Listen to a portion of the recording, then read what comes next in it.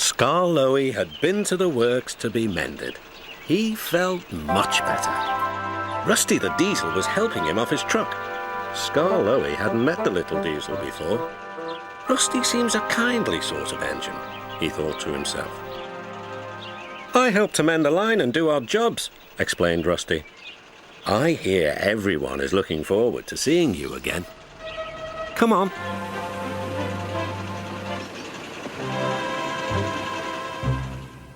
Peter Sam was feeling depressed. He was still getting over his accident, but he wanted to start work again. The Fat Controller wouldn't let him. Another day's rest will do you good, he said. Besides, I've got a surprise for you. For me, sir? How nice, sir. What is it, sir? Wait and see. The surprise was Skarloey. Oh, said Peter Sam, I'm glad you've come home. They lit Skarloey's fire and he sizzled happily. I feel all excited, he said, just like a young engine. Now, tell me all the news. I see you've met Rusty, said Peter Sam. Yes, I like that diesel. So do I, replied Peter Sam. It's a pity Duncan doesn't.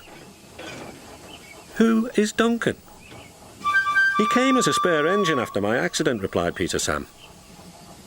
Is he useful? He keeps busy and I'm sure he means well, but he's bouncy and rude.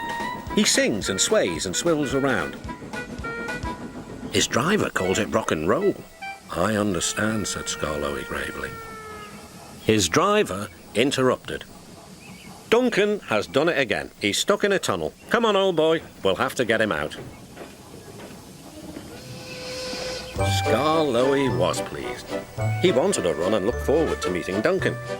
They found the guard's van and some workmen and hurried up the line. How nice and smooth the rails are, thought Skarloey. They've mended all the old bumps. The little diesel helped do that. What a difference Rusty's made to the line.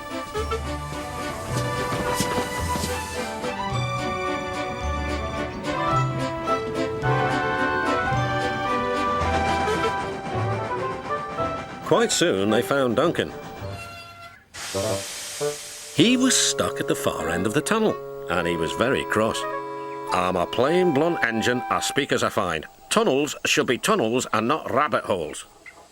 This railway is no good at all. Don't be silly, snapped his driver. This tunnel is quite big enough for engines who don't rock and roll. It took some while to clear away the rocks and set Duncan free again.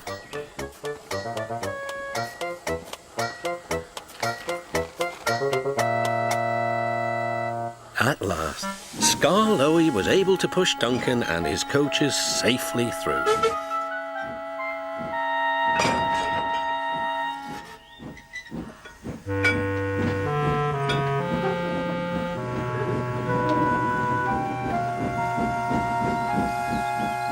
The guard's van was left on the siding, and the workmen stayed to make sure everything was safe.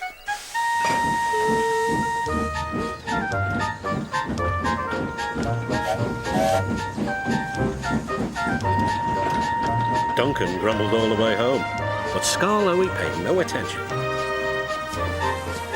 Later, the Fat Controller spoke severely to Duncan. Listen to me. There is nothing wrong with that tunnel. You stuck in it because you tried to do rock and roll.